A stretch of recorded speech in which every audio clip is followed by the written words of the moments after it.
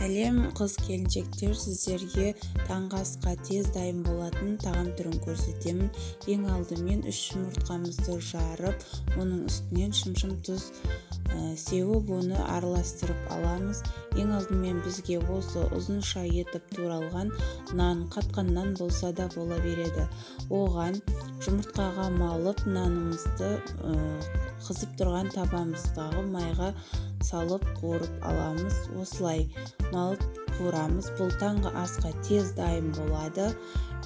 Және де оның бір беті жақсылап қуырылғаннан кейін оны аударып пісіретін боламыз.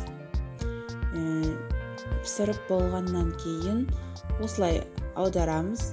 Және де пісіріп болғаннан кейін оны ыдысымызға осылай алып қоятын боламыз.